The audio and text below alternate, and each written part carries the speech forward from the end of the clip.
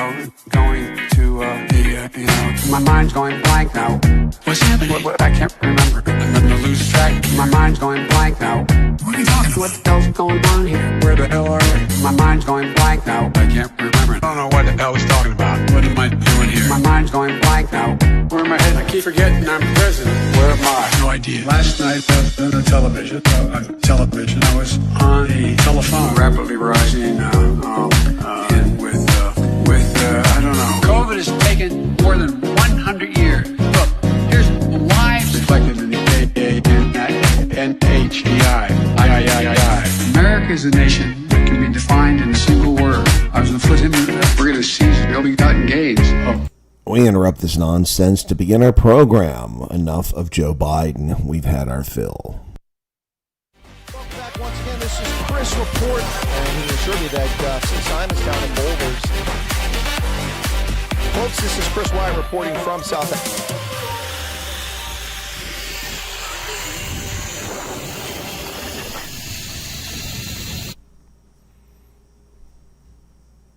Good morning, folks. Welcome back to Chris Wyatt Reports AM edition. For those of you who are curious, it shows that people aren't watching the program nearly as much as some claim. As I've said repeatedly for the past week plus, I am doing consulting work at the Army War College this week, and therefore unable to do my live studio broadcast from my studio my beard's looking kind of crooked here. Able to do my live broadcast from my studio every day. So whenever I do that consulting, I'm on the road. If I have a break, and I typically do at lunchtime, I do a news broadcast, but it's me just giving you the headlines, not actually showing you the screens, the news reporting.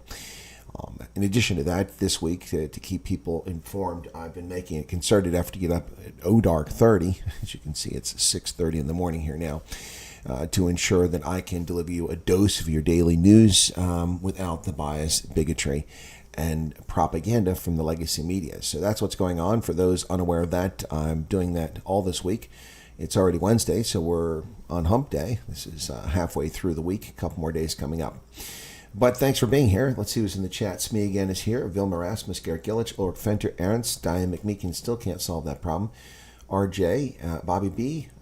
Yes, I do have a show this early. I do shows at midnight. It just depends what's going on around the world. If some historical event is taking place and it's 2:00 in the morning, I'm up and broadcasting as long as I'm aware of it. Also, she tried on some resub, no change. Currently on phone. Oh, sorry to hear that. Diane. I don't know what's going on with that.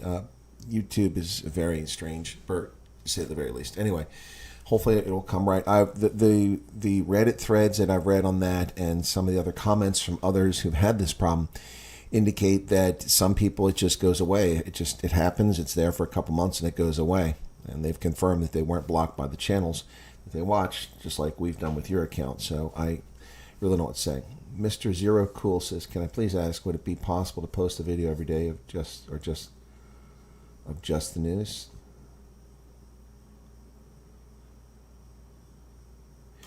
Mr. Zero Cool, what are you asking for? Something a la Morning Shot, where I just do a video that's only news? Is that what you're asking for?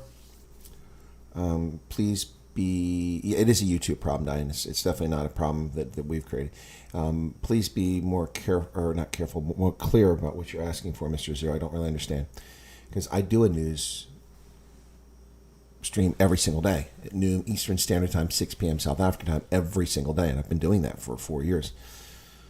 Well, 3 years and 10 months or 8 months, something like that.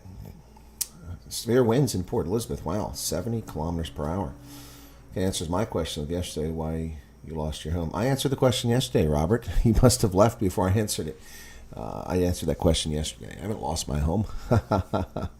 Anyway, thanks for being here, folks. So first off, let me just start off with kind of a sour taste in my mouth this morning. Very disappointing news last night when the results came in. They came in only after they were all tabulated. And that was that the Jew-hating, America-hating representative from Minneapolis has been returned to office despite barely getting by her primary last time by 2%. The Democrats failed this time in their effort to unseat the horrific member of the House of Representatives, Ilhan Omar, who will return to Congress with her Jew-hating and her American hatred once again and her pro-terrorism stance. This is very sad news. It shows us that many people in the electorate really have no business voting in elections because they're really stupid.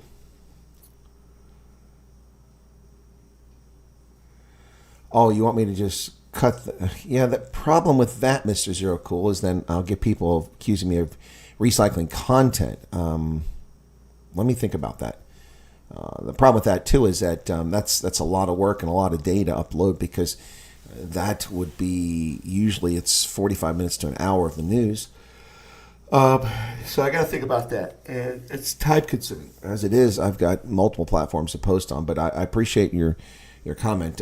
So can you give me a little more? I mean, I don't mean to put you in the spot, Mr. Zero Cool, but can you explain a little better why you want that? One of the things I was doing for a while is stripping out the audio, but that was so time consuming. I have no staff. I have no PA. It's just me. So time consuming. Putting it onto Podbean. Paulie liked that, and some others, they love just listening to the news. And that's a good idea, but it's difficult. Yeah. And very time consuming. Look, I mean, if I was getting 50,000 views on my news every day, it would be something worthwhile. And I don't mean to diminish the fact that there's 1,000 or so people watching my stuff every day. I'm very grateful for that. But I don't make money from this. It's not a hobby. It's a calling. And it's already very time consuming.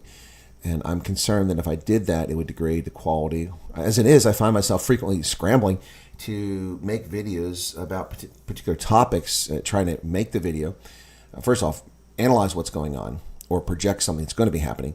Then record a video, edit the video, upload the video before I do my news every day, because that happens frequently. So many of the videos I've done in the past few weeks, I was either had to postpone my news by 15 minutes once or twice, or I had to super rush to get through it. And I think it affects quality. So on August 8th, so it's been a week now because I've been busy with this and in rugby, but I did the Jacob Zuma's MK party. I had to rush on that one and delay the news by 15 minutes.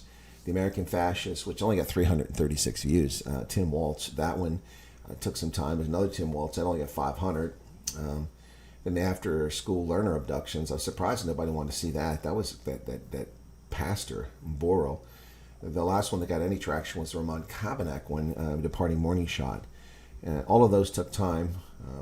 The one that took a lot of time, which has gotten no views, which showed it proves that my channel shadow banned. Excuse me. That's my alarm, just to make sure I'm up and functioning. The one that really proves that this channel is shadow banned beyond reasonable doubt is the one that's listed under travel, and the one that covers Estonia. I thought that was that one took me a few hours to make that video, maybe 3 hours. Finding all the images from 2005, cycling through them, putting them in sequence. I mean, there's a lot of photographs in that, and just 333 views. I mean, it's very frustrating. So let me get a shareable link, and I'll show you which one I'm talking about. This one's, it's so. Look, I'm not saying no, because I do adjust my channel based on viewer feedback. It's just that some of the stuff is just really frustrating. Paste and go. All right, let me just show you this one real quick. Oh, there's an advert here. I have an advert. Oh, for Sunday Ticket. Wow, that's going to generate a couple cents. Maybe. Fraction of a cent. Yeah. I'm not going to skip it, though, because I want to get the money out of that. So we have 15 seconds here. Yeah, Garrett is right, too. The thing is, one of the things that works with why my program works the way it does work is because it's interactive. I'm one of the few YouTube content creators who actually put this kind of time and effort into their broadcast, whether it's the news or it's something else. I interact with my audience more than most people do. So, this is good news. My travel video, even though nobody's watching it, is getting adverts. That's good news. It's just going through this right now. So, yeah, anyway. Excuse me. So, I traveled to Estonia back in, was it 2005? I think it was, April 2005. And so, that's what this is. Okay, let me play that on the screen. How long is this thing anyway? I'm not going to play the whole thing. I'll jump ahead a little bit. But what I did is I put this up over a week ago. It was a lot of effort. I thought about doing more of these, but then you get a return for your effort. So this is Destination Estonia, April 2005. I got some music that's not copyright strike. It's licensed by YouTube for now. And here you go.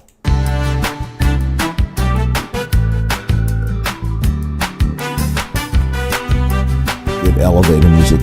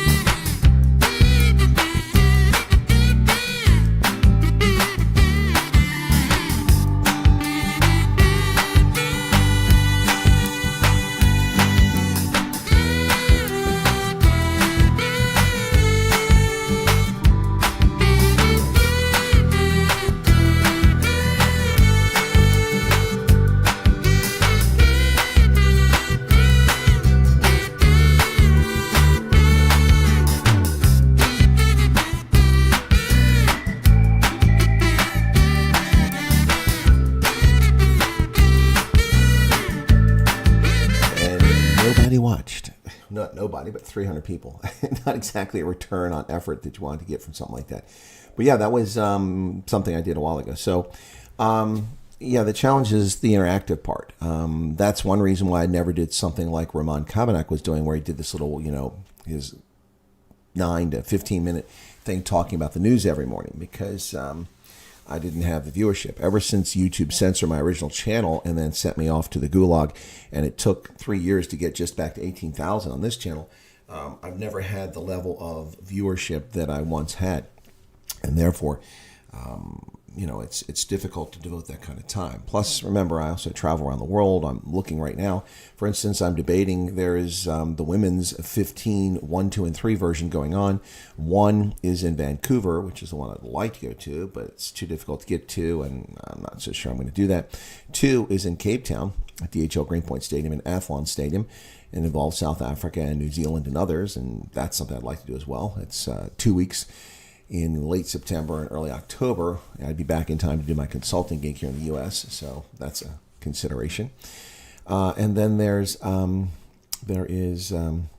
third one, which is, where the heck's the third? Dubai. I'm not going to Dubai, so that's something that's out on the table right now. But it's so anyway. But that's women's rugby. How many people actually care about that? I know I do. I'm very much a distinct minority when it comes to that. Oh, look at that. I played that music and 6 people left. See? It's exactly right. Look, unbelievable. So we were at 39, and then we dropped to 26 because I played a minute of that video. Wow. No respect whatsoever. I feel like Rodney Dangerfield. I get no respect. No respect whatsoever. Yeah. Anyway, hey Val, how's it going? I see you're chatting there. Okay, cool. Yeah. So anyway, let's get to the news. Aside from very disappointing news that Jew-hating Ilhan Omar has returned to the U.S. House of Representatives, and she hasn't returned yet. She has an election coming up in November, but it's a shoo-in. She'll win that. The beard looks Gucci. Well, I've trimmed it up again. I need to do my hair this morning. I haven't done it yet.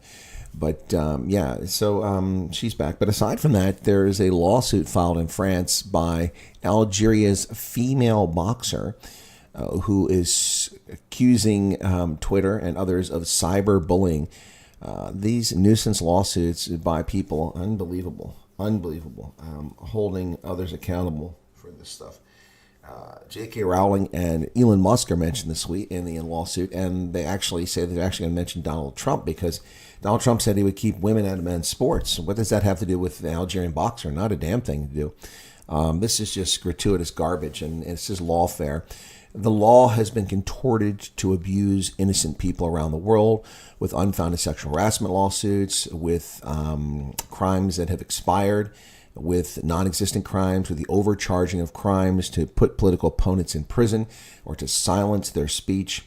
This is insane. The purpose of the law is to actually prosecute criminals, not to attack the innocent. But the law has been used to attack the innocent, and it is really getting scary. Ernst met with fund managers about investments this morning, and they are all of the opinion that markets will not react well to cackling Harris's president. No, they won't, and that's what the media is doing the world a disservice with their in the tank for the demon rats and cackling Harris. Their media blitz and fake lies, fake stories about her fake polls and leads and all this other stuff. Not giving an interview now for 25 straight days. She's a presumptive nominee. She's yet to give an interview. Meanwhile, she has the audacity to criticize Donald Trump for an interview that he gave. At least he gave an interview. Not only did he give an interview, and see, that's the thing. So, see, the press doesn't even cover this. So last week, Donald Trump went into the vicious pit of the racist black journalist organization. I say racist because it excludes white journalists. Why do you have an organization dedicated only to black journalists? Why don't you have the Professional Journalists Association and invite all journalists, men, women, black, green, purple, blue, yellow, blue, Christian, Muslim, Sikh? But no, we have a Black Journalists Association. That's racist. That is exclusionary. That is apartheid-like divisionary.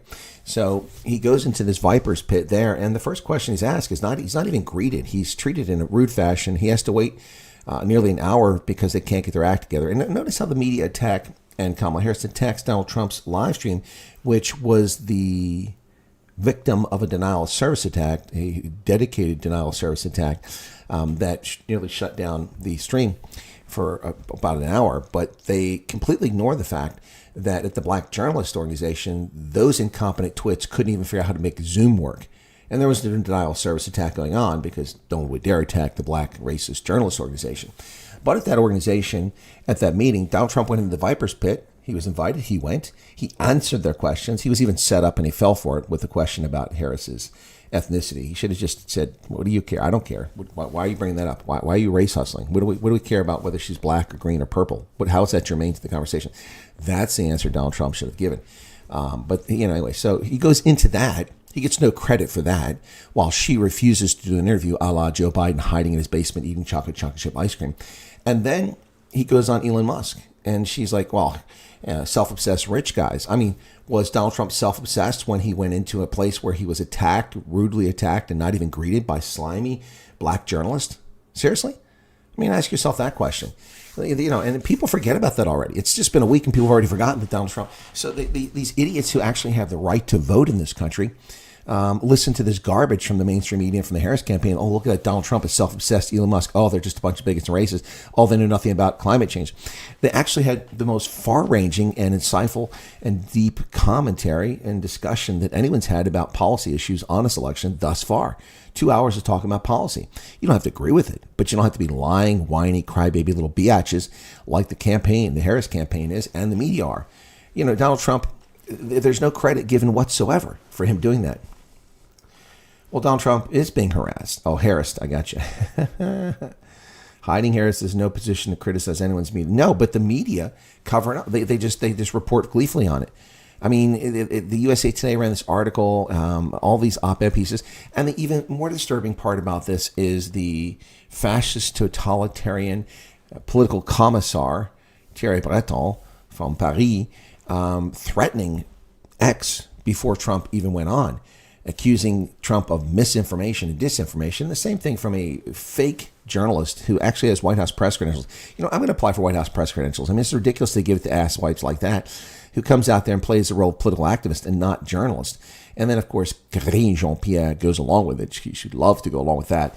Making false claims about Donald Trump and saying that he's spreading disinformation when he hadn't even spoken yet, and saying that it's the role of the president of the White House to silence, to censor their political opponents. Well, of course, the Democrats believe that is their role, and that is what they've been doing, using the government and lawfare, the Department of Injustice, to silence political opponents, whether it comes to the murder of children in the womb, also known as abortion, because that sounds better, whether it comes to the violation of our border and attacking Americans to defend their property, and then prosecuting them for defending their property against criminal alien invasion when the government fails to do it. The list goes on and on. Lawfare. Yes, Radine, I do realize that. I think 2016 may have been the last one. That may have been the last one. Yeah. Anyway, so it's really sad, folks. So I've got a little climb up here. We went back up to 46. Now we're back to 44. People are in and out. What's going on with that? Anyway, let's get some of the news. The Democratic Alliance is calling for an urgent caucus while the economic freedom fighters want in on the action for the new MMC, for the new mayoral committee in Joburg. The city that just cannot be governed because of the fractious nature of the governance. And there's only one group of people to blame for this. It's not the politicians. It's you, the residents of Johannesburg, who vote for this garbage by not voting a legitimate party into power, splitting your vote between all these parties and allowing them to get away with this garbage. You did this. Not me. Not the media. Politicians are responsible for it, but you did it. The DA Johannesburg caucus leader Belinda Ekozonyoku said the party had yet to decide whether it would support the election of ANC mayoral candidate Dada Marrero or field its own candidate. Well, I don't think that's wise. You don't want to be associated with this failure. The DA has called an urgent meeting of its Johannesburg Council caucus to decide on its approach for this Friday's special council meeting, which is expected to elect a new mayor after Aljama's Kabelo Gwamanda's resignation. EFF Gauteng chairperson Dunga said it would like to continue to serve on the mayoral committee with the new mayor elected. Well, we'll see what happens in Joburg. Scary thoughts. Scary, scary thoughts. But Action SA says the removal or the resignation of Gwamanda is a positive step. Well, anything would be a positive step at this point. Action SA has welcomed the Approval of Cabello Guamanda's resignation as executive mayor, citing his tenure as marked by failure and incompetence. Well, there you go. Yep. Over the past year, his administration has been criticized for its disastrous impact on service delivery and overall governance of the city. Action SA has consistently argued that he was unfit for the role. Their warnings have now been vindicated by the ongoing problems in the city. Look, Action SA, don't try to pretend like you're brilliant and prescient. You know, it didn't take a rocket scientist to predict the failure of Johannesburg. And I'll just tell you right now, I'm going to pre-predict. I'm going to use my senior von Rensburg, my pre-crime, my Nostradamus predictions here to say that the next mayor will fare in Johannesburg as well. It's not rocket science. Well, very little respect for South Africa's legal system. National Prosecuting Authority says Ace Magashuli's ex-PA is indeed a flight risk after she claims she's being persecuted and innocent and did nothing wrong. Former ANC Secretary General Ace Magashuli's ex-personal assistant, Moradi Cholota, has been charged alongside him in the state's asbestos scam after she reneged on an agreement to testify against him. In court papers, United States attorneys told the Maryland District Court that South African authorities have produced overwhelming evidence of her culpability, and she was later extradited. She is applying for bail in the Bloemfontein Magistrates Court. But the state says her history has shown that she has no intention of standing her trial. No, she's already been a flight risk, having fled to the States. Yep. Ms. Cholota has repeatedly accused me and the investigating team of underhanded, unconstitutional apartheid-era-style tactics. Ms. Cholota has also, through her legal representatives, misled the court and the prosecution team about her willingness to return to South Africa voluntarily. This is evidence of someone who has very little respect for the South African legal system. Cholota claimed that the case was politically motivated, but failed to convince U.S. Department of State that, in fact, she was a victim of political persecution. Probably because she's not. Well, the court has ordered the deportation of 16 Mozambican women found to have contravened the Immigration Act. Mpumalanga Hulk's spokesperson, Dineo Sikotori, said the sentence came after the accused were arrested on Friday on the N4, traveling with 2 taxis from Mozambique to Johannesburg without permits or passports. 2 taxi drivers, a Baki driver, and undocumented Mozambique passengers were arrested after information was received from crime intelligence regarding taxis transporting undocumented people. Well, pretty much any combi you pull over along the border route is going to have that undocumented aliens in it. Just start stopping them. Now, the next one may be a little bit controversial, but I'm going to stick to my position on this because I don't agree with this garbage. So we're having a newspaper. It's editorial board. Oh, no, I'm sorry. It's editorial board, actually. The editorial board is going to talk about this. First, let me tell you the story here and something I have a problem with. Then I'm going to tell you the Times Live editorial board. This is a newspaper, and it is arguing for the state to spend resources that it has no business arguing for. That's not the role of a newspaper. The role of the newspaper is to report the news. Yes, they can have opinions and op-eds, editorials, but this is going beyond the pale. First off, Gate McKenzie has promised to reimburse the parents of Olympic medalist Van Dijk. I have a significant problem and issue with this.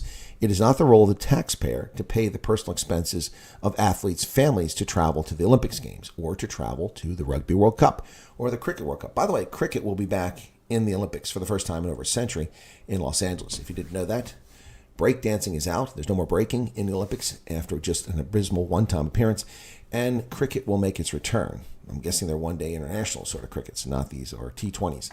All right, let's get to the story about Gate McKenzie. Sports, Arts, and Culture Minister Gate McKenzie has promised to reimburse the parents of Olympic javelin silver medalist Joanne Van Dijk. Van Dijk won her medal without much support from official structures at home. Her parents dug deep in their pockets for her to continue competing after finishing her studies in Potchefstroom. McKenzie said the Van Dijks will have every cent spent in preparing and getting her to France paid back. This morning I spoke to Joanne Van Dijk he said she is everywhere in the media complaining her parents had to use their last money to get there. I had a long chat and listened to her, and I had promised we're going to make sure that we gave her father his money back. Bullshit. That's wrong.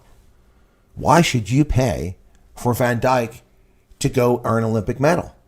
That's nonsense. If the Van Dijks want money, they can either get their own money or they can do a back-a-buddy program, or people can do a car wash or a bake sale or a bride to raise money for them. Taxpayers shouldn't be on the hook for this. People should voluntarily give money to help them go. This is garbage. This is absolute garbage. And this funding of athletes for the Olympics is bullshit. It needs to stop. Simply wrong. Simply wrong. Not Simply Red, the band, but simply wrong. I'm told her father... Mackenzie said, I'm told her father put himself in debt, and I commit today publicly the department should give him his money back because that investment paid off. Well, then it's not his money. If you're giving him money from the taxpayer to pay for his travel to go to France, what the hell is that? What the hell is that? The hundreds of thousands of military members who missed the births of their children, their kids' high school graduation, the cotillion of their daughters, all these things while serving in Iraq and Afghanistan. Nobody paid for those people to go home. People defending freedom. Yet now taxpayers expect to foot the bill because Gabe McKenzie opens his over large foot and sticks it in his mouth. No. This is unacceptable. It's morally wrong. Diane says Miss Van Dyke is representing South Africa just like our rugby, cricket, soccer teams. Oh, so she's an employee of the South African government? Is that what she is?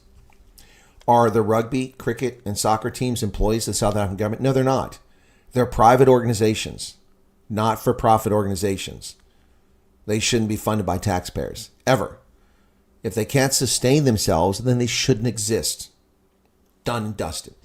If the Springboks, which were near bankruptcy, South African Rugby Union, near bankruptcy, if it can't sustain itself, then it shouldn't be getting money from taxpayers. That is theft. That is taking money out of your pocket to give to someone else who's privileged.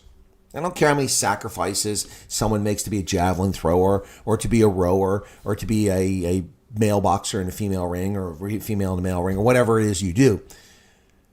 No one owes you that. You want that, you strive for it, you raise the funds.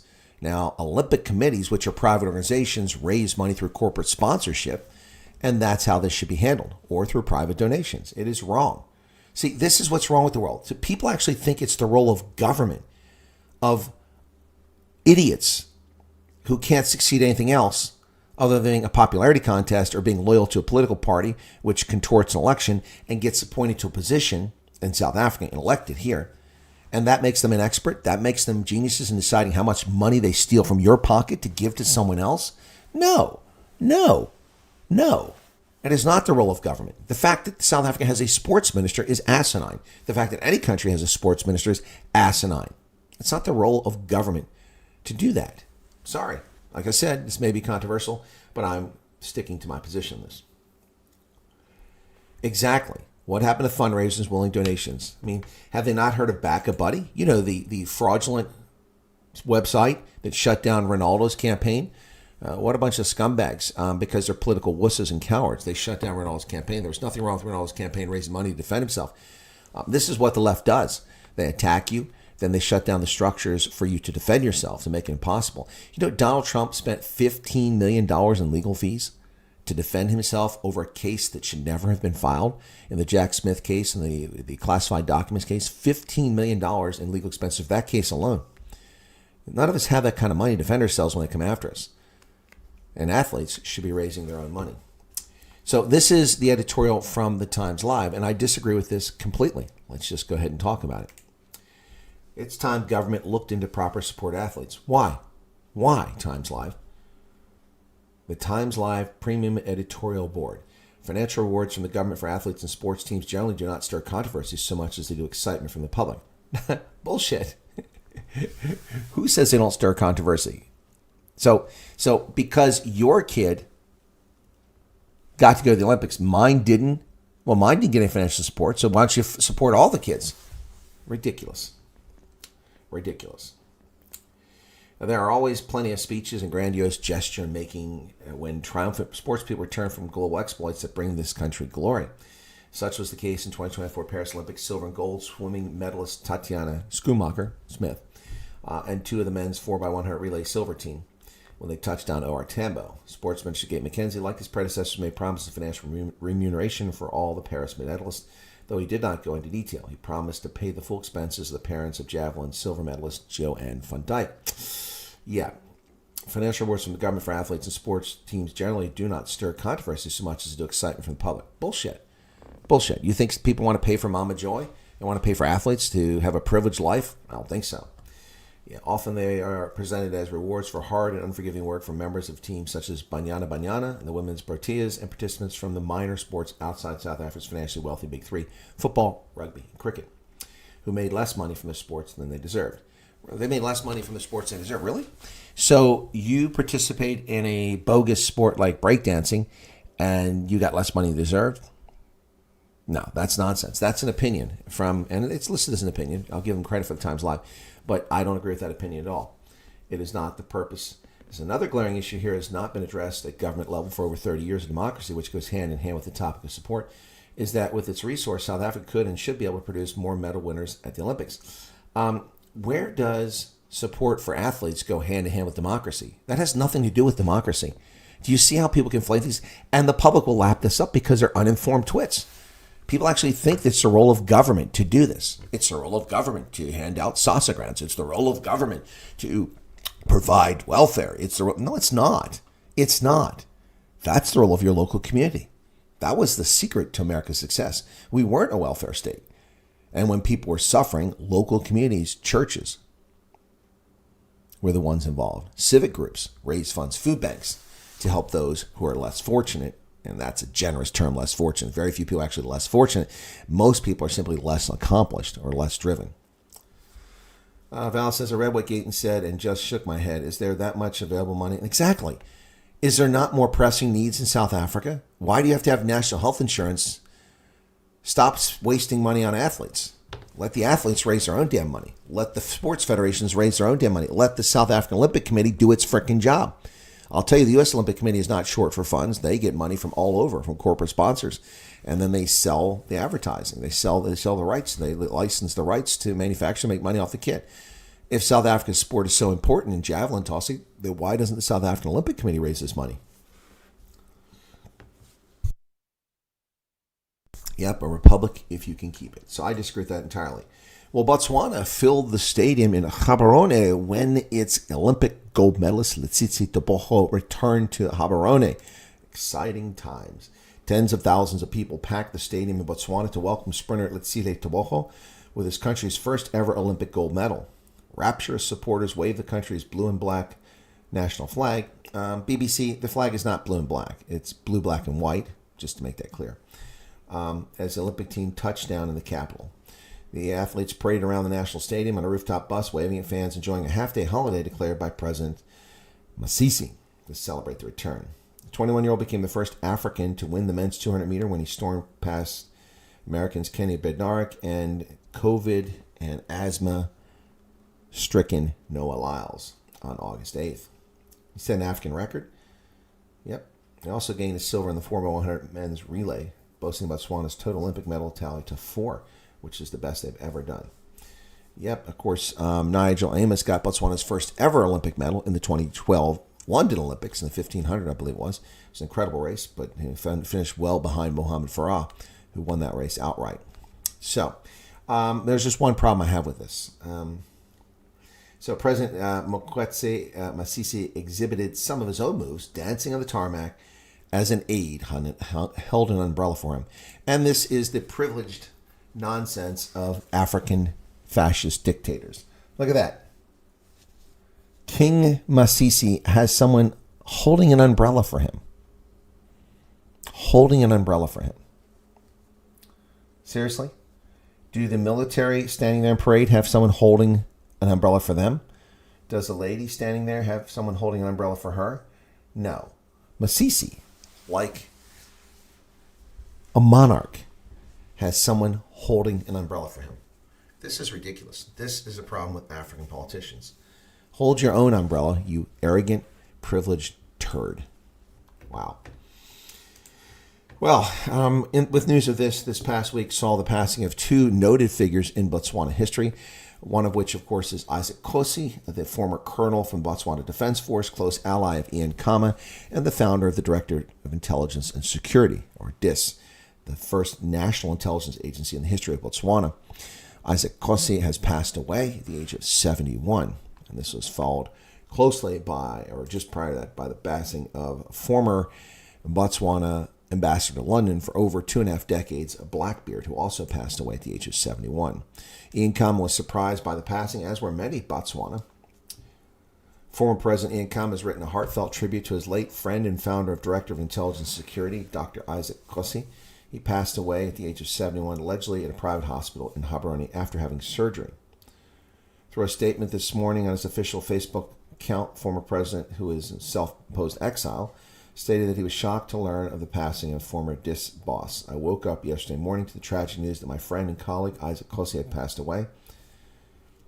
And he had special praise for being a true patron of the nation and for remaining unfazed by the challenges he was engulfed in terms of the law. Colonel Kosi has also now passed away, was a true patriot who loved our country and its people and was always motivated to do the best for it. So, he goes on to talk about how Kosi was fraudulently prosecuted and pursued. He said, obviously, was never convicted in any of these fabricated cases. And in addition to that, another close ally of Ian Khama, also 71 years of age, has passed away. Roy Blackbeard, who was Botswana's representative in a constituency. He made way for Ian Khama to enter government when he first entered government so he could become the vice president under Festus Mogai. He became vice president after this constituency was vacated, and then this gentleman was appointed later to be the ambassador to London, where he spent 2.5 decades representing Botswana. And yes, he's white. Botswana is a multiracial society. Yep. Roy Blackbeard's role in Soroe's political ecosystem, particularly his influence in paving the way for Ian Khama, has been undeniably significant. Yep. Serving as a member of parliament from Soroe North from 1989 until 1998, Blackbeard made a strategic decision to step down and allow Khama to take over the constituency. The move was pivotal as it was intended to unite the Botswana Democratic Party members who were at the time dealing with internal factions. Blackbeard passed away recently. Subsequently, Khama's victory in the by-election not only solidified his political career, but also led to his appointment as vice president. The Soroe North constituency, known as the Hoglasing one, has since maintained its reputation as a key area for the BDP, largely due to Blackbeard's decision to relinquish his seat for Khama. And then he served for 2.5 decades, 25 years, until he was unceremoniously dumped by Eric Masisi, along with, of course, Isaac Kosi. The problem we have in South Africa is that the support for track and field is close to zero, so no one wants to sponsor athletes. Athletes always had this problem, and the politicians always get involved. Yep. No, Blackbeard was not a pirate.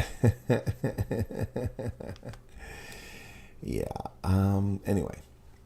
So, Zimbabwe's government has announced the end of a cholera outbreak. How embarrassing for them. Zimbabwe authorities declared the end of a cholera outbreak, which lasted 18 months. Public health experts say the conditions which caused the waterborne disease still exist and need urgent attention. Wow, so much for it going away forever. So stay tuned for more cholera outbreaks in Zimbabwe. Ladies and gentlemen, the tragic story of people living next to garbage dumps continues in Kampala, Uganda, where the death toll now has risen to 25 people as remains continue to be found from that garbage landslide. The death toll from a mountain of garbage that collapsed in Kampala has risen to 25 with no hope of finding any survivors, according to a minister. The huge mound in Ugandan capital's northern district of Kitiza collapsed on Saturday, burying people and livestock. By late yesterday evening, we recovered 25 bodies and no survivors have been found. We don't expect to find any survivors. Wow, can you imagine that, folks? Being buried under rubbish and dying? What a horrific way to go. A growing monkeypox outbreak across Africa has led the African Centers for Disease Control to declare an emergency, their first health emergency. The African Centers for Disease Control and Prevention issued a historic declaration as several countries see their first cases of disease caused by monkeypox virus. A concerning strain of monkeypox has spread rapidly across Central Africa in the past few months. Yep. The move reflects scientists' deep worry that the outbreak of monkeypox, the disease caused by the monkeypox virus, could evolve into an epidemic that spreads across the continent. Thus far, African countries have reported more confirmed suspected monkeypox infections in 2024 than all of 2023. 17,500 cases this year compared to just 15,000 last year. Children are particularly vulnerable to 2/3 infections in the Democratic Republic of Congo are in people under the age of 15. That's pretty scary. Pretty scary. Burundi, Kenya, Rwanda, and Uganda have all reported their first ever monkeypox infections in the past month. And in a single week in early August, the DRC reported nearly 2,400 suspected infections and 56 deaths. Wow. You think life's not a competition? Look at what's happening with viruses. Japan's prime minister will step down. Prime minister says he won't seek re-election as the ruling party chief, clearing the way for a successor. Japan is set to gain a new leader this fall after Prime Minister Fumio Kishida said he wouldn't seek to stay in office. The 67-year-old has strengthened relations with the United States and South Korea during his 3 years in office. Under his leadership, Japan is nearly doubling its military spending to counter the growing threat from communist China. But at home, his popularity has been hit by a fund scandal involving ruling party heavyweights and relatively high inflation, as well as a collapsing yen, all have contributed to his unpopularity at home. Well, Vietnam is is exhibiting traits of a racist, not racist, but a repressionist, that's what I say, repressionist state. As Vietnam tightens the leash on criticism, scores are jailed and exiled. Sounds like Washington, D.C. The crackdown on human rights comes at a time when the United States is deepening security and economic ties with Hanoi. Well, it's no surprise that the Biden regime would want closer ties with a fascist totalitarian regime in Hanoi, because we have a fascist totalitarian regime in Washington, D.C., in Albany, in Harrisburg, in Annapolis. The list goes on and on. In London, in Paris, in Berlin. Vietnam's government has been carrying out its most intense crackdown on critics in decades, jailing droves of activists, lawyers, and journalists, and driving even more people into exile, according to human rights groups and security analysts. Hundreds of Rohingya are fleeing in what is still being called an ethnic cleansing or genocide in Myanmar, which no one else is reporting on. Hundreds of fleeing Rohingya reportedly killed in drone strikes as fears mount of ethnic cleansing in Myanmar. Unbelievable, folks. Renewed fears of ethnic cleansing against the stateless Rohingya Muslim community are mounting after reports that hundreds of people, including women and children, were killed by drone strikes while fleeing violence in Myanmar's western Rakhine state last week. Videos shared on social media and geolocated by CNN showed dozens of bodies strewn across the muddy lakes of the Naf River that separates Myanmar from Bangladesh. That would be the river there. In one video, there it is, horrible. Imagery verified by CNN shows the aftermath of an attack on the western edge of there. Witnesses and Rohingya activists told CNN that a series of drone strikes on August 5th hit civilians fleeing fighting and violence in their villages north of Rakhine. They've been waiting to cross the river at the time of the attack. Unverified reports put the death toll at about 200, which confirmed would be the deadliest attacks against civilians in the 3-year civil war. Wow. And where is Joe Biden? Where is the ANC? So concerned about genocide, ethnic cleansing, and starvation, and illegal land occupation in Gaza, but not in Myanmar, or in China, or in Mali, or in Niger, Sudan, Mozambique. The ANC, hypocrisy is thy name. Yep, ANC silent on this one again. New Zealand food banks handing out methamphetamine-tainted candy. What? Good Lord, how does that happen? Hundreds of packages containing pineapple candies filled with potentially lethal dose of drug were distributed. A charity in New Zealand has mistakenly distributed pineapple sweets laced with potentially lethal dose of methamphetamine. Auckland City Mission Food Bank apologized on Wednesday for handing out the sweets. Police are working to track down 400 people who might have consumed the sweets, which were donated by an unknown person, and has said that there is no suggestion of wrongdoing by the charity. 3 people, a child, a teenager, and charity worker sought medical treatment after tasting the boiled sweets. None are currently in hospital. The sweets contain methamphetamine at 300 times the dose that someone would usually take, making them potentially lethal. Sweets are estimated to be worth 1,000 New Zealand dollars each, adding to evidence that the donation was accidental rather than a deliberate attack. Authorities suspect a cross-border smuggling case gone wrong. Criminal investigation is underway. Of course, there is no cross-border. New Zealand is an island nation in the South Pacific. It would be into the port, not cross-border. Anyway, there you have it. Ukraine claims new advances into Russia in the Kursk region as we speak. They've pressed their surprise offensive in Russian territory, bombarding the neighboring border town of Belgorod. As of today, our troops have advanced in some areas by 1 to 3 kilometers, said Volodymyr Zelensky, the fascist dictator in charge of Ukraine. His military stooge or chief, Alexander Syrsky, said the forces have taken control of over 40 square kilometers of territory and 74 settlements are under Ukrainian control as the innocent Ukrainians continue to attack civilians in Russia.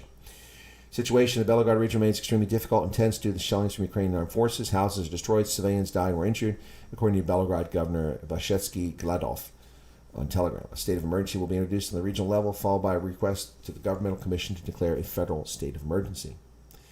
Gladov said the area had been hit by Ukrainian drones. Finland's prime minister supports the Ukraine's curse operation. Finnish Prime Minister Petteri Orpo says Ukraine has the right to defend itself and conduct a military incursion into Russia's Kursk region. Ukraine has a right to self-defense. It's clear that they can do their operations in Kursk. I'm sorry.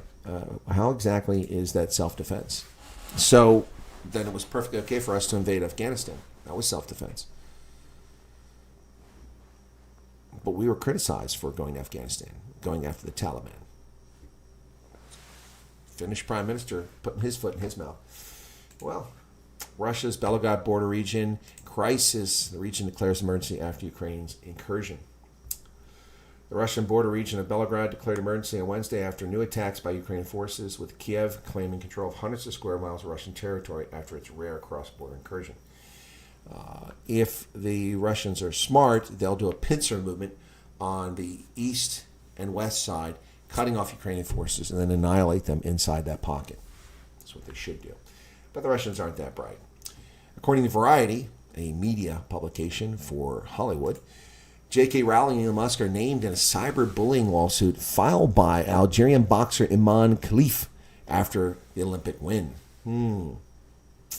J.K. Rowling and Elon Musk have both been named in a criminal complaint filed to French authorities over alleged acts of aggrieved cyber harassment against Algerian boxer and newly crowned Olympic champion Iman Khalif. Nabil Boudi, Paris-based attorney for Khalif, confirmed to Variety that both figures were mentioned in the body of the complaint posted to the Anti-Online Hatred Center in the Paris Public Prosecutor's Office. Sorry. They have an Anti-Online Hatred Center at the Paris Prosecutor's Office? Seriously? Good God. How about you have a government fraud office? Oh my goodness. Oh my goodness. Oh my goodness. The lawsuit was filed against X, which under French law means that it was filed against unknown persons. That ensures the prosecution has all the latitude to be able to investigate against all people, including those who may have written hateful messages under pseudonyms. The complaint nevertheless mentions famously controversial figures. J.K. Rowling and Elon Musk are named in the lawsuit, among others, adding that Donald Trump would be part of the investigation. Trump tweeted, so whether or not he's named, he will be invariably be looked into as part of the prosecution. Khalif, who on Saturday won the Olympic gold medal in the women's 66-kilogram boxing competition, spent much of the Olympics as the center of a noisy and unpleasant dispute about gender eligibility that reverberated around the world. Despite being born female and not identifying as transgender or intersex, and being backed by the International Olympic Committee, who asserted scientifically this is not a man fighting a woman, Khalif faced a torrent of accusations of abuse over gender. Of course, the problem with that is the International Boxing Association has stripped Khalif of a medal previously for testing as a male. The IBA says that this athlete is male. So accusing people of cyberbullying for simply reporting or repeating what an internationally recognized boxing authority has determined based on its testing is bullshit. Most of the attacks came on social media, particularly on X, with the controversy escalated when the high-profile figure stepped in the fray. In one message to our 14.2 million followers, Rowling posted a picture of Khalif's fight with Italian boxer Angelo Carini, accusing the former of being a man who would enjoy... Anyway, I'm not going to read that. Accuse me of bullying, just reading the news. And Elon Musk, meanwhile, shared a post from Riley Gaines that claimed men don't belong in women's sports. Yeah, men don't belong in women's sports. That's not cyberbullying. That's a statement of fact. That's why we have women's sports. We don't have men's and women's rugby. We have men's rugby. We have women's rugby. That's not cyberbullying. And Trump posted a message with a picture of the fight, accompanied by a message, "I'll keep men out of women's sports." Oh, boy. Just ridiculous nonsense. And the bad news here in America, the Jew-hating Ilhan Omar has won her primary. She defeated her challenger by 13 points. Pretty significant victory there. Yeah. So there you go. She'll be returning to Congress in the corrupt America-hating state of Minnesota. Representative Ilhan Omar won the Democratic primary in Minnesota's 5th Congressional District, fending off a challenge from a moderate Democrat in a close contest. That's not close. 13 points is not close. This campaign is one of the ugliest, most disgusting campaigns against me I've ever witnessed, cried Omar. No, it hasn't been ugly. It's been silent. And you won the race because of money. Because Minnesotans hate Jews. And they hate America. At least those who voted for you. Well, Tim Walz facing new scrutiny over his stolen honor, stolen valor, and also over the 2020 riots. Was he too slow to respond? Even the New York Times is asking this question. Isn't that shocking? Governor Tim Walz's response to the unrest has attracted new scrutiny and diverging opinions since he joined Kamala Harris's ticket. Yep. The protest turned into riots 2 days after a police officer murdered George Floyd by kneeling on his neck. That's actually not what happened. See, Mitch Smith, that's fake news. The coroner in Minneapolis determined the cause of death was not a police officer kneeling on his neck, but in fact it was a fentanyl overdose that caused his death. So, wow. See, that's fake news. New York Times can't even get it right. Just lie about things. Iranian hacks. Well, now the demon rats are admitting that foreign actors are actually interfering in elections, and they're not blaming it on Republicans. Latest round of U.S. election interference. National security officials and researchers noted a rise of troublesome Iranian influence operations designed to meddle in U.S. presidential race. As recently as last month, U.S. intelligence officials warned that Iran aimed to stoke societal discord and undermine former President Donald Trump's bid to regain White House. A reprise of online interference 4 years ago. Wait a second. So they're admitting that Iran is undermining Trump's return to office, but they did admit that 4 years ago. But now they're admitting that it happened 4 years ago. Isn't that strange?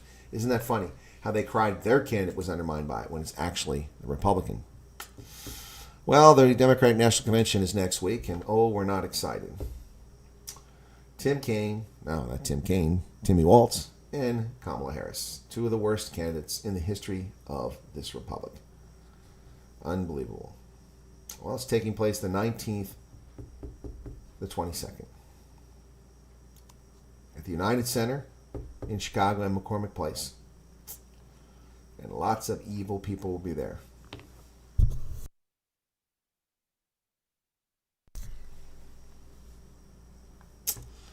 Well, so the Democrats stole an election from Joe Biden and forced him out.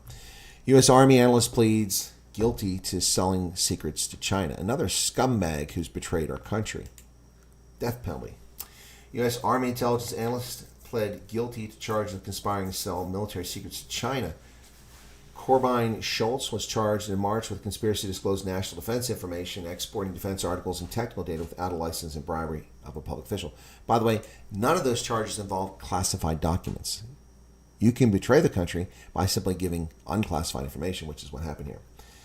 Schultz, who held a top-secret clearance, conspired with an individual who lived in Hong Kong, who he suspected of being associated with the Chinese government to collect national defense information, including classified information, export-controlled technical data related to U.S. military weapon systems, in exchange for money. Yep. Before his arrest, he sent dozens of sensitive and restricted but unclassified military documents. Document discussing lessons learned by the Army from the Russia-Ukraine war that would apply to the defense of Taiwan. Documents relating to Chinese military tactics and documents related to U.S. military satellites were among the items collected and sent by Schultz. Schultz was paid $42,000 for the information. By conspiring to transmit national defense information to a person living outside the United States, this defendant callously put our national security at risk to cash in on the trust of our military placed in him. Schultz expected to be sentenced on January 23rd. And I think the death penalty is appropriate. Ernesto is still fumbling around in the Caribbean. It's likely to become a hurricane today, bringing torrential rain and strong winds to Puerto Rico as it gets hurricane strength. Ooh, that's not good. Tropical storm Ernesto will be a hurricane. That's not good. And there's the news for today, folks. How are we doing here? 47, we're down to 39 now. What's going on there? Last time I looked, we were at 47. When was that? That was a long time ago. That would be all the way back here. 6:58. Is that finances or allocation? Okay, no chat. Are we still live? Are we live? Are we live? Live from New York. It's Saturday night. No, it's not. It's Wednesday afternoon.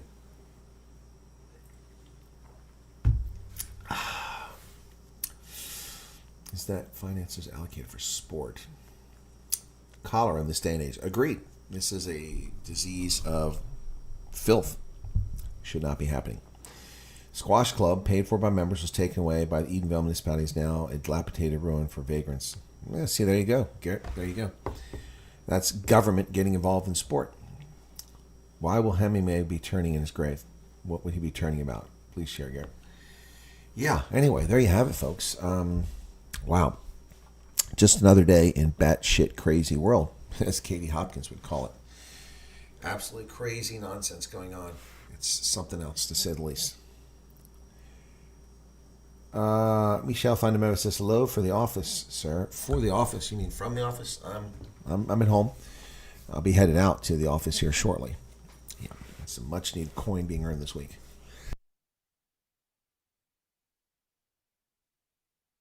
So, Sparky the Fire Dog, Jamal Bowman, out. Corey the Race Hustler Bush, out. Unfortunately, Ilyan the Jew Hater, still in. And Ayanna Presley will still be there. Some of these really nasty people from the squad will still be around.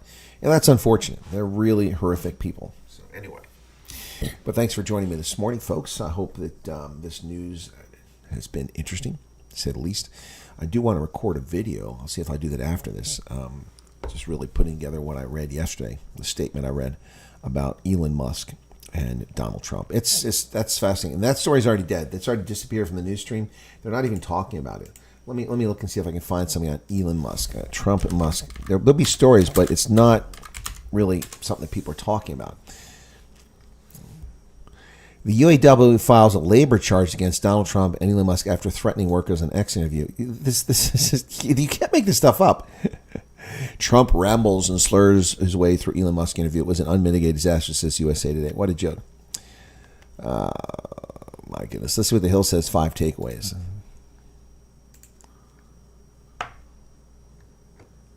Union busting comments. So, the United Auto Workers filed federal labor charges against former President Trump and Tesla CEO Musk for threatening to intimidate workers who go on strike. During Trump's interview with Musk, the pair discussed the potential role for Musk in Trump's administration should he get reelected. No, they didn't. Donald Trump ignored him when he tried to bring that. Trump called Musk the cutter and praised Musk for his anti-union stances. I look at what you do. You walk in and just say, you want to quit? They go on strike. I won't mention the name of the company, but they go on strike and you say, that's okay. You're all gone. You're all gone. Every one of you is gone. Musk was laughing. UAW recently endorsed Vice President Harris, shocker, filed charges against Trump and Musk at the National Labor Relations Board. The charges claim the former president and Tesla CEO had interfered with, restrained, or coerced employees who were exercising the right to organize against the company. How? Donald Trump had nothing to do with the comment that he made. He wasn't at that company. UAW President Sean Fain, a harsh Trump critic, has previously called Trump a scab. Well, Sean Fain is a scumbag.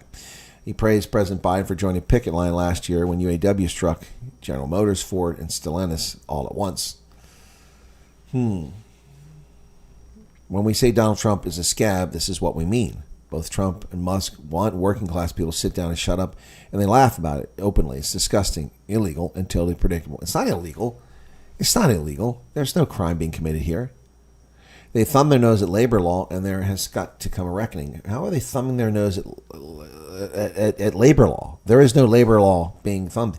So UAW victims who are forced to be part of this corrupt union are now seeing their dues being used in a fake prosecution against Donald Trump. Wow. Another fake prosecution. This frivolous lawsuit is a shameless political stunt intended to erode President Trump's overwhelming support among America's workers, said Trump campaign senior advisor Brian Hughes. President Trump strengthened our economy and delivered results on behalf of the forgotten men and women America, and will do it again when he's reelected. The National Labor Relations Board acknowledged receipt of the charges, but did not provide any further comment. It's unlikely Musk or Trump would face significant penalties if they're found to have violated labor laws, and any action could take a long time to resolve.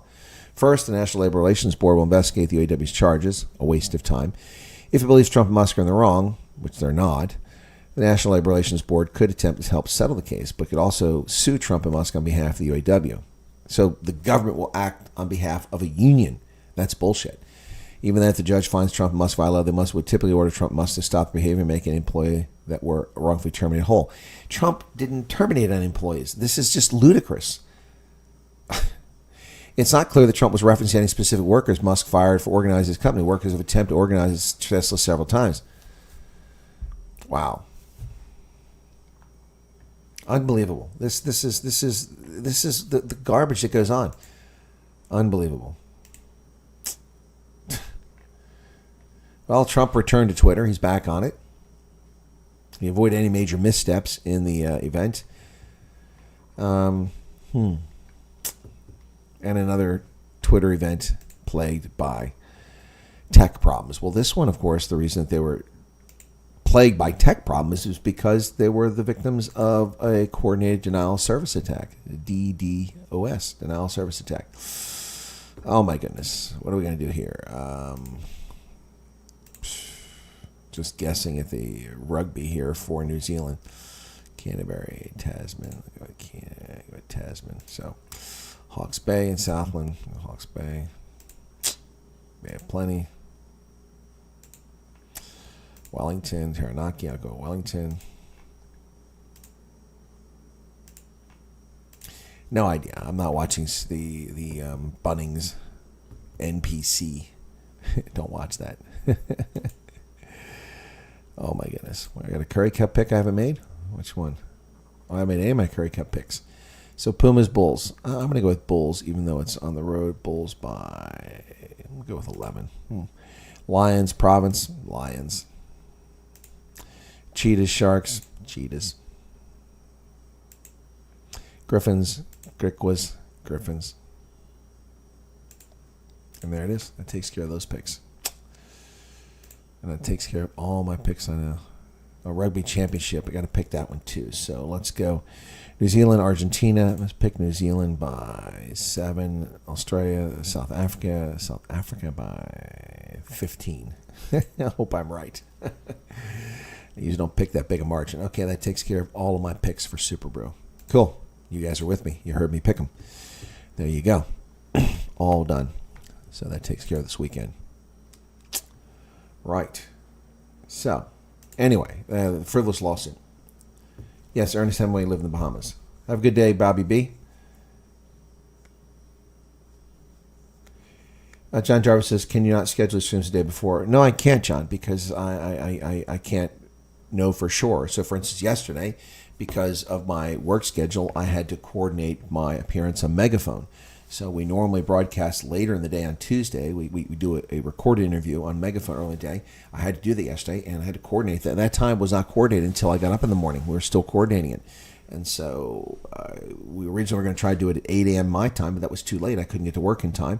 So I had to move back to 6:15 in the morning. And I couldn't schedule this stream until after that was set up, which was in the morning, and I set it up.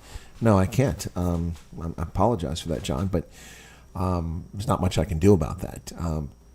I have to pay my bills. Someone has to pay my mortgage. It certainly doesn't come from Super Chats or from YouTube or advertising on the Shadowban channel.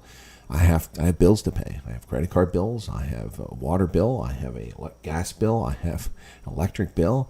I have credit card. I say credit card bills. I have a mortgage to pay. I have taxes to pay. I have payroll tax to pay. I have Social Security tax to pay because I'm my own self-employed person.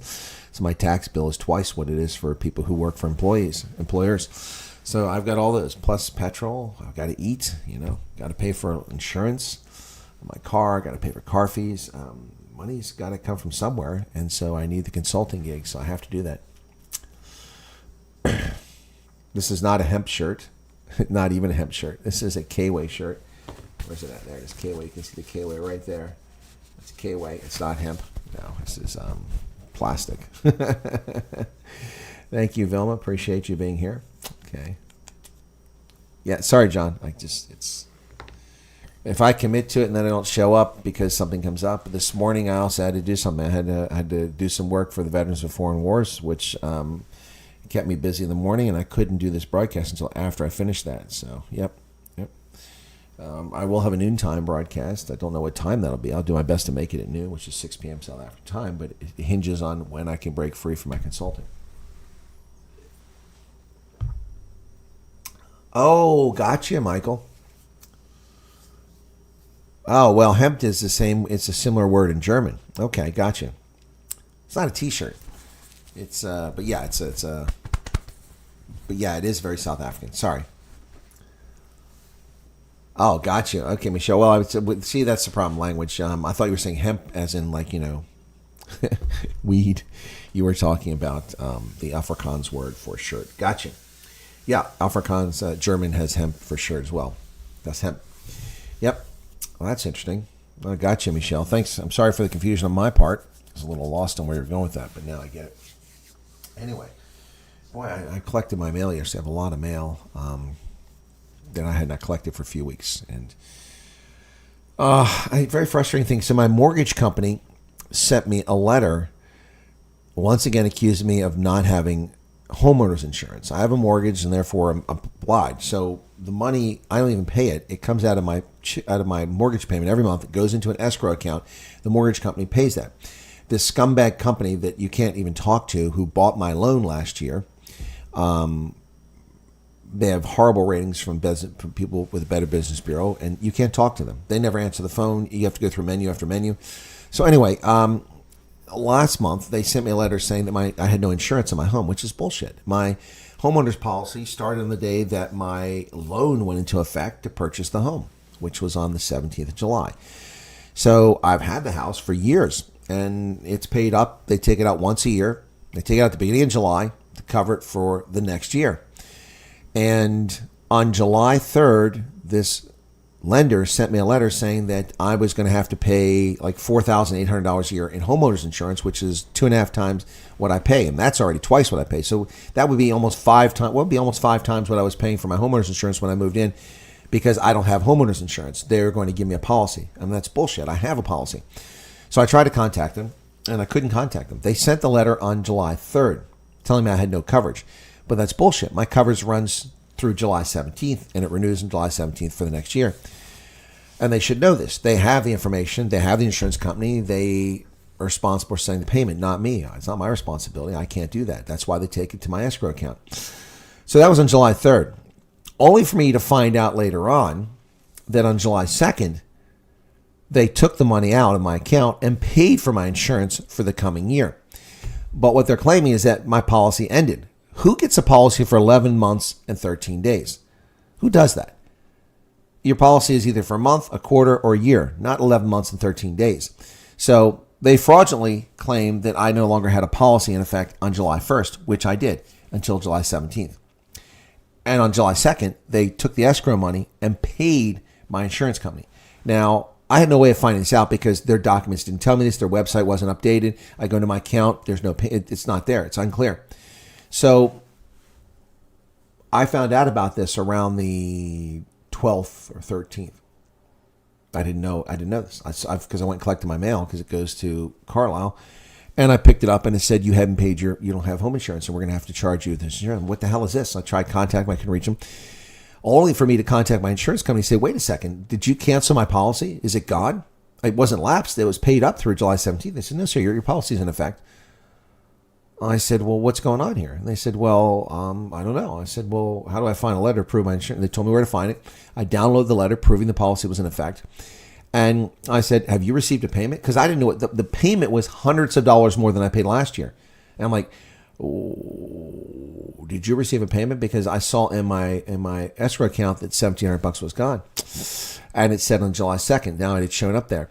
So where did that money go? If the mortgage company's telling me I have no insurance, where did they send the $1,700? So my insurance company said we did receive a payment on the 9th of July. So the mortgage company paid, according to themselves, my insurance company on July 2nd. Then on July 3rd, they sent me a letter telling me that even though they paid my insurance company, I have no insurance. But the money didn't arrive until July 9th, a full week after they claimed they paid it. So this is a scam shyster mortgage company. Anyway, so it was all done and dusted, taken care of, for what I could see. Well, they sent me another letter on August 1st saying that I had no coverage from July 1st to July 16th. Therefore, I owe them $227 for 2 weeks of coverage.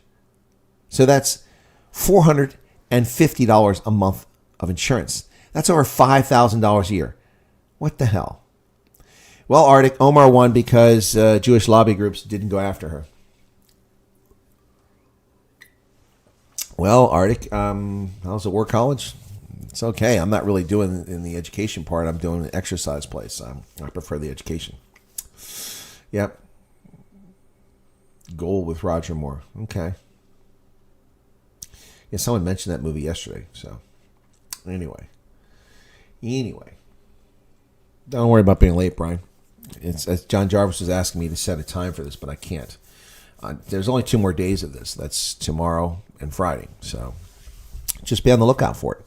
Make sure your alerts are set and your notifications on your mobile device if you're watching on a mobile device. By the way, I watched myself last night on Megaphone on my television, which is a 60 inch, I think it is, something like that. 52, 60 inches, something. It's a big one. It's pretty good. The quality is really good coming across on that. So, yeah. See why I stay well away from purchasing properties in the USA until next year? Well, I wouldn't buy anything right now, Artie, because the interest rates are so high. It's outrageous. What you pay is such a ripoff right now. I wouldn't buy anything. Just saying. It's not worth your. I mean, my interest rate is a good 3 percentage points below what people are currently getting, and 3 percentage points is huge on a 30-year mortgage. A huge. I mean, I've finally reached the threshold a couple months ago where I'm paying more in principal than in interest per month. And every month that goes up more and more. So I love it. So, yep. Anyway. Rental prices are crazy. Well, that's unusual to be able to walk away after 6 months. Normally you have to sign a 12-month lease for a rental. So it's interesting to find you have a 6-month lease. That's pretty cool. Yeah, I know rental properties are outrageous. There's 2 things that have happened because of the stagnating economy under Biden for the past 3.5 years. Used cars, or previously owned automobiles, as they like to call it in euphemism, used cars and rental properties are skyrocketing. Why? Because people can't afford to buy a home, so they rent. Well, that sucks up all the available rentals. And people can't afford a new car, so they drive up the price of used cars. Just had to fork out 98,000 Rand for transfer of my new property and moving out at the end of the month. To transfer it? That's a transfer fee? Good Lord. That's crazy. So that's about $4,500 to transfer a property. That's crazy. Itaquini sent me a municipal bill, increased 20%. Water interruptions.